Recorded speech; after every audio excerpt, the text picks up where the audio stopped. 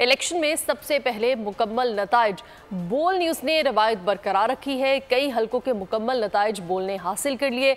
गैर हतमी गैर सरकारी नताइज के मुताबिक NA 196 कमरशदात कोर्ट में पीपल्स पार्टी ने मैदान मार लिया है। खुर्शीद अहमद जुनेजो 56,790 वोट लेकर कामयाब हुए हैं, जबकि TLP के उम्मीदवार को तकरीबन 2900 वोट मिले हैं। कौमी असम्बली के हल्का NA 119 से मुस्लिम लीग नून के अली परवेज मलिक 61,086 वोट लेकर फातेह करार पाए।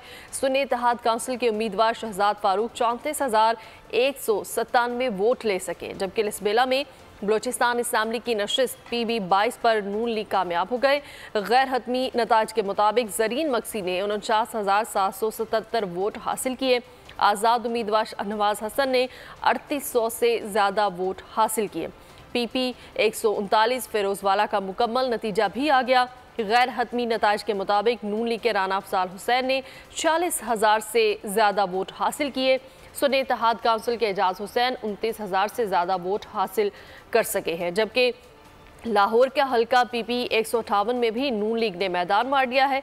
गैर हतमी नताज के मुताबिक चौधरी मोहम्मद नवाज को 40,000 से ज़्यादा वोट मिले हैं। सुन्नी इत्तेहाद काउंसिल के मुनस इलाही हार गए हैं, उन्हें 28,000 वोट मिले हैं। गैर हतमी नताज के मुताबिक कसूर में भी नून लीग कामयाब हो गई है। NA 132 पर नून लीग के मलिक रशीद अहमद को 1,46,000 से ज़्यादा वोट मिले हैं। दूसरी जानिब सुन्नी इत्तेहाद काउंसिल के उम्मीदवार को 90,000 से ज़्यादा वोट मिले हैं, जबकि PP के 91 कोहाट के तमाम पोलिंग स्टेशन का गैर हतमी नतीजा आ चुका है। सुन्नी इत्तेहाद काउंसिल के दाऊद आफरीदी 23,000 से ज़्यादा वोट लेकर कामयाब हो गए हैं। आज़ाद उम्मीदवार दूसरे नंबर पर हैं। सब्सक्राइब करें और बेल दबाएं ताकि कोई खबर रह न जाए।